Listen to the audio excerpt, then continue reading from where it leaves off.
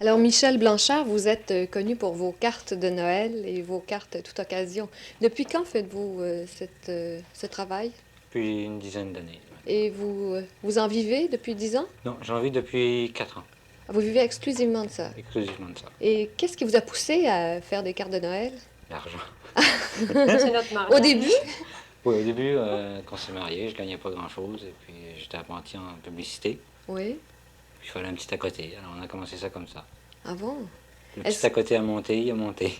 est-ce que vous avez suivi des études spéciales pour... Pas pour ça. Disons, je me suis souvenu d'avoir fait de la gravure dans un camp de vacances. Ah bon? Oui, j'avais à peu près 7 ans. Oui? Puis j'ai reparti ça.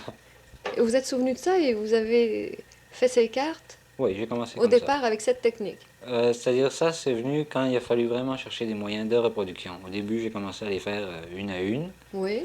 Et puis plus les commandes augmentaient, bien, moins j'avais de temps à consacrer, disons, par carte. Oui. Alors finalement, les cartes n'étaient plus intéressantes, alors il fallait trouver un moyen de reproduire. Alors, on a commencé à reproduire avec des Des pommes de terre? pommes de terre coupées en deux, Ah oui?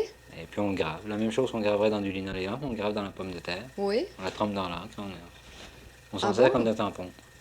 Ah, et vous avez commencé comme ça? Oui. Après ça, on a essayé avec des caches, simplement découper soit dans du plastique ou du papier assez épais, Mhm. découper des ouvertures Oui. avec une brosse à dents Ah oui. et tendre l'encre.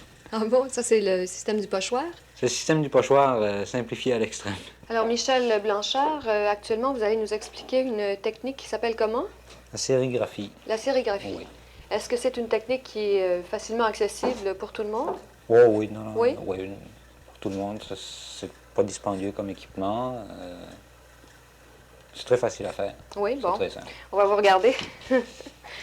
Alors, il s'agit d'abord de faire son modèle. Oui. Et une fois le modèle fait, de découper dans un film les surfaces que l'on veut imprimer. Oui. Ensuite, on colle le film sur une soie tendue sur un cadre. Et c'est ce que vous avez là dans... Pour l'instant, ce je suis en train de morceau. découper le film. Oui. Ah, vous faites tout le contour du dessin? C'est ça. On peut se servir de différents outils. Un petit couteau comme ça pour des choses très simples. On peut se servir Ouais. de pinceau avec des solvants aussi qu'on peut mettre directement sur la soie. Ah oui. Et ensuite vous décollez les Là, parties... on enlève les surfaces découpées Oui. qui vont permettre à l'encre de passer. Alors ça, c'est la couleur que vous voulez obtenir. Là, ça va passer à travers le carré que vous enlevez. Les carrés blancs, là, Ah oui. actuellement. C'est un travail minutieux qui demande beaucoup de patience. Assez, oui.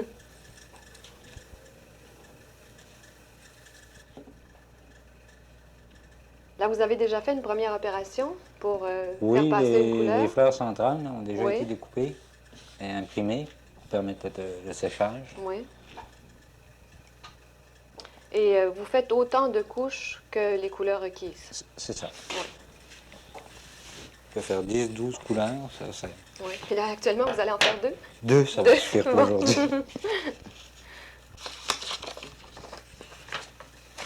Ah, ça, c'est votre écran de soie. C'est ça. C'est une pièce de soie. Est-ce que c'est une soie spéciale ou n'importe quelle soie C'est une soie spéciale, oui. qui se vend Qui exclusivement se pour ça? vend dans les magasins, soit de matériel d'artiste ou alors Oui. de fournisseurs de matériel de sérigraphie. Et vous l'attendez vous-même sur un cadre de Sur bois? un cadre de bois, Oui. oui. On peut faire le cadre soi-même si on veut. Ah bon, ben c'est la chose idéale pour les bricoleuses.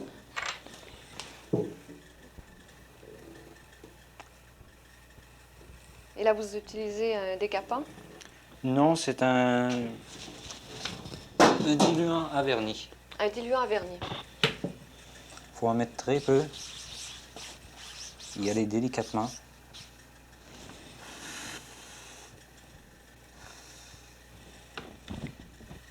Parce que si on en met trop, on brûle le film complètement. Ah oui. C'est le grand moment.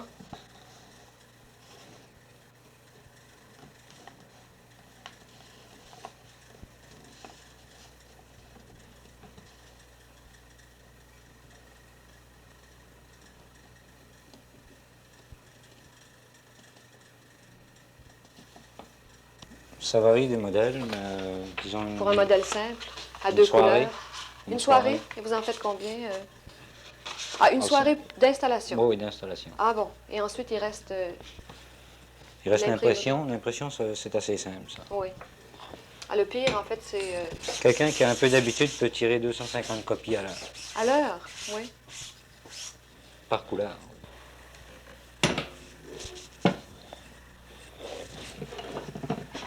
Alors là, vous utilisez une peinture spéciale. C'est une encre spéciale, oui, qui se trouve chez les magasins de matériel d'artistes, on Oui. sait, ou alors les fournisseurs d'équipements de sérigraphie. Oui. La sérigraphie est un procédé qui est employé commercialement.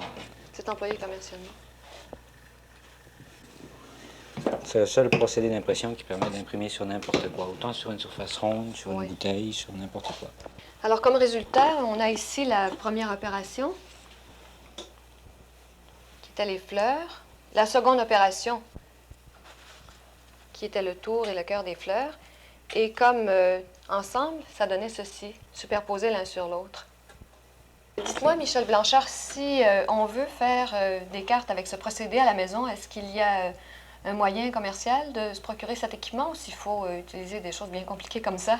Non, la plupart des magasins de matériel d'artistes offrent des ensembles tout prêts, tout complets, avec l'encre, avec le morceau de bois, la soie, tout est dedans, le film. Ah bon? Et, Puis les notices d'explication aussi. ah, comment les le faire. explications Oui, sont, oui. sont données. Probablement en anglais, par exemple. mais- Bon, on peut faire traduire. Ici, je veux montrer ce très joli papier d'emballage que vous faites selon le même procédé. Ça, c'est le même C'est procédé, le même mais ça prend un procédé. châssis un peu plus grand. Oui.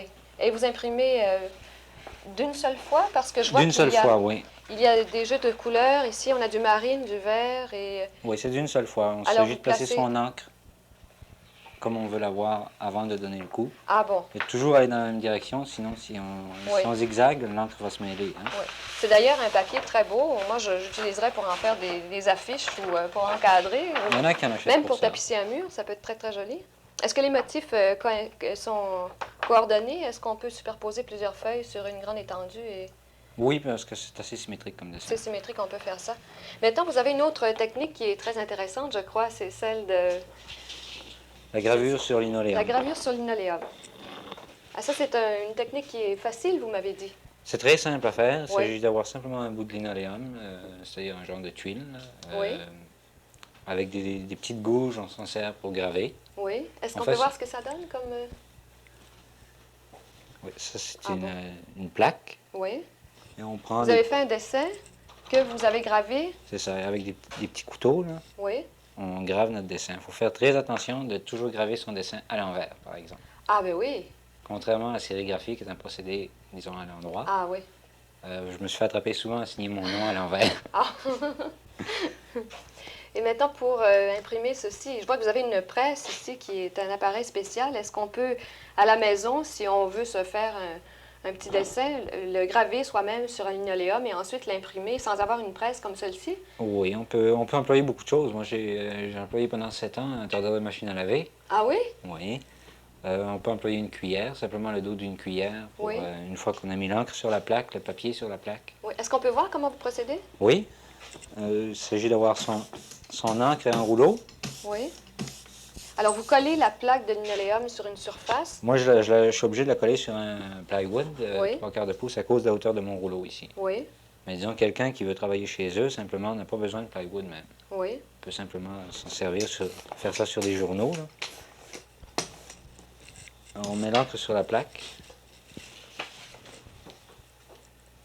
Morceau de papier. Et vous appuyez avec la presse. On passe avec la presse, puis on a l'impression. Ah oui, ce qui est très joli. Alors là aussi, on peut mêler des couleurs, on peut faire ce qu'on veut.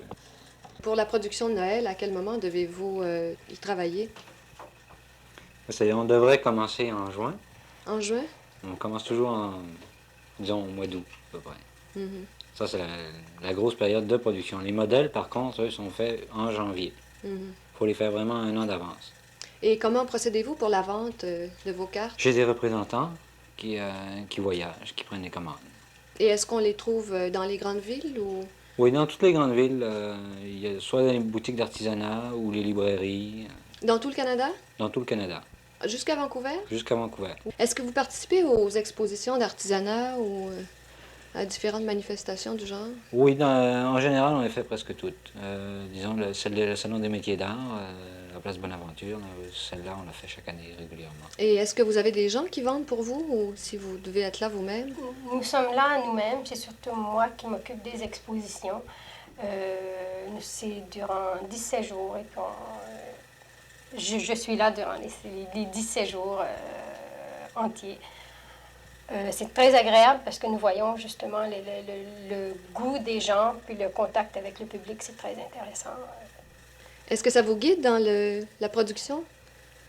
Oui, Ce contact. disons, ce que j'aimerais faire éventuellement, ce serait sortir justement mes modèles juste avant l'exposition pour avoir disons, l'approbation du public avant de les mettre sur le marché. Oui. Parce que franchement, on peut voir vraiment la réaction des gens, ce qu'ils choisissent, tout ça, et puis on peut se faire une idée. Est-ce que vous avez des gens qui vont voir vos cartes et qui disent «Ah, j'aime pas ça» ou des choses du genre? Moins maintenant, au début, oui. Ah oui? Ah oui, oui. Qu'est-ce que ça vous faisait comme impression? On était plutôt démoralisés à ce moment-là parce que c'était les débuts. Mais après, on voit tellement de gens qui sont contents et qui sont heureux. Par contre, il y a des gens qui nous disent ben, ça fait 8 ans ou 9 ans qu'ils achètent de nos cartes. Alors, je pense que c'est parce qu'ils sont contents. Quand on regarde les premiers modèles qu'on faisait, on comprend certaines réactions. Maintenant, oui. Oui. Comment en êtes-vous venu à quitter votre travail pour ne faire que ça? C'est que, rendu à un certain point, on avait trop de commandes, alors il fallait ou arrêter les cartes, ou alors arrêter mon travail extérieur, et puis j'ai choisi les cartes. C'était plus dur, mais... Beaucoup plus dur. Ah, vous êtes choyé parce qu'il y a bien des gens qui voudraient faire ce qu'ils aiment et en vivre. Oui, mais il faut savoir risquer. Oui. Je vois que vous avez plusieurs modèles. Combien de modèles avez-vous dans le commerce? À peu près 200 modèles. Vous avez 200 modèles qui sont dans ce gros catalogue. Est-ce que vous utilisez différentes techniques pour tout ça? Ben, il y a la sérigraphie et la gravure sur linoléum. Celle-ci, la série ici sont en sérigraphie. Eh bien, je vous remercie beaucoup, Michel et André Blanchard.